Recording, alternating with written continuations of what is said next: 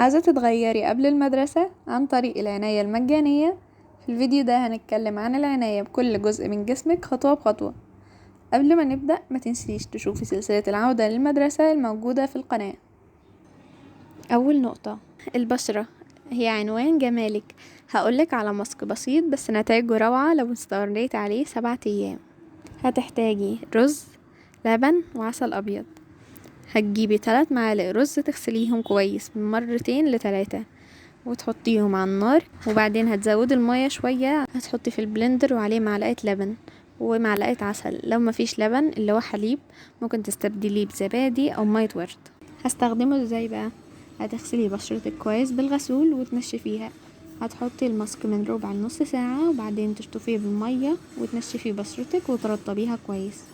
الماسك ده هيفتح بشرتك من اثار حروق الشمس، هيقلل الحبوب وهيزيد الكولاجين في البشرة وهيصفيها ويخلي بيها لمعة كده وجلوي لطيف. تاني نقطة، الشعر. شعرك محتاج حب واهتمام. الماسك ده هيخليه ناعم ولامع ومفرود من غير حرارة. مكونات الماسك، هتحتاجي بذور الكتان، نشا وجليسرين وزيت سمسم. هتجيبي 4 معالق بذور كتان وهتحطي عليهم 2 مية وتحطيهم على النار لغاية ما يغلوا ويطلع الجل بذور الكتان.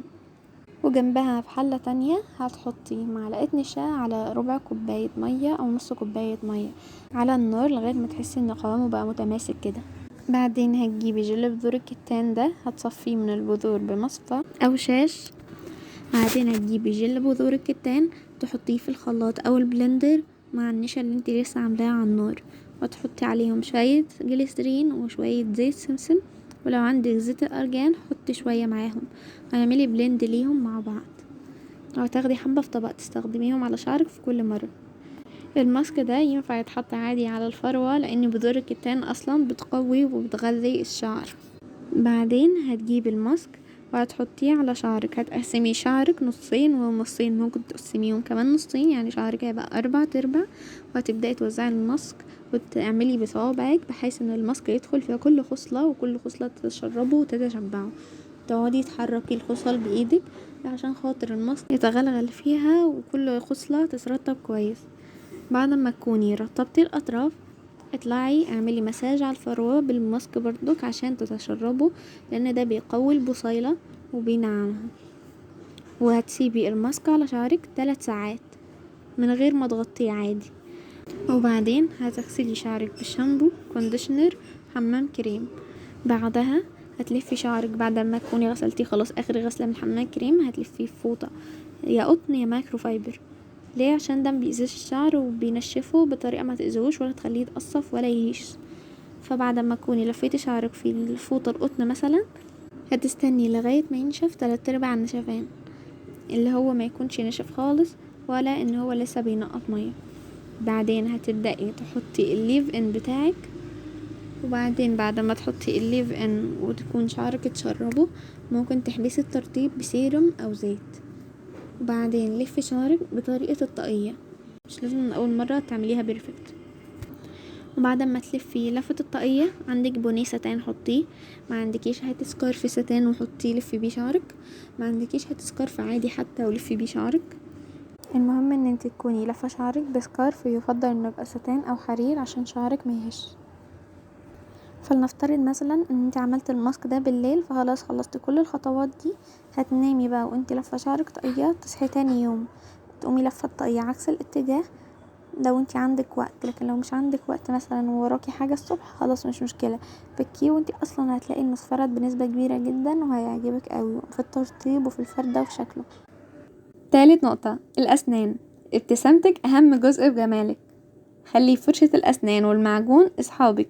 فرشي أسنانك 2 يوميا، واحرصي على استخدام غسول فم أو حتى مية بملح عشان تحافظي على اللثة والأسنان. لتبييض الأسنان هتحتاجي معجون مخصص للتفتيح زي معجون ديبردنت، بيكون جاي معاه ورقة مكتوب فيها تدرجات ألوان الأسنان، وعلى حسب تدرج لون سنانك هتلاقيه مكتوب تحته الاستخدام.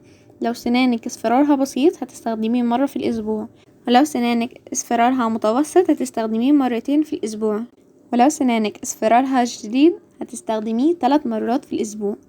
مينفعش تستخدميه كل يوم عشان ده هيضعف من الأسنان وبالتالي الأسنان هتضعف. وبلاش وصفات الفحم والبيكربونات الصوديوم لأنها فعلا بتضعف الأسنان، ومع الوقت أسنانك هتبقى ضعيفة وممكن توجعك كمان. رابع نقطة، الشفايف الوردية الناعمة بتدي شكل لطيف وجميل جدا.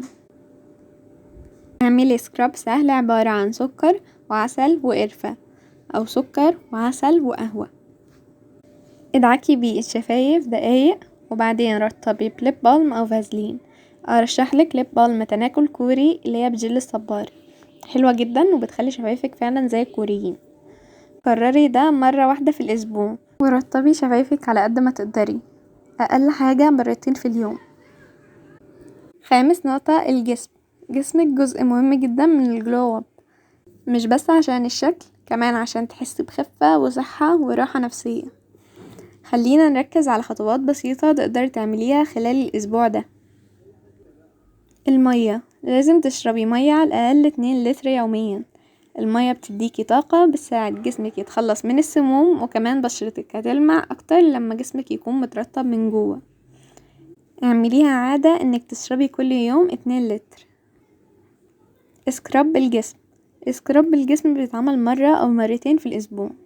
اعملي اسكراب طبيعي في البيت عبارة عن سكر، زيت جوز الهند أو جليسرين، شاور جل، وعسل أبيض.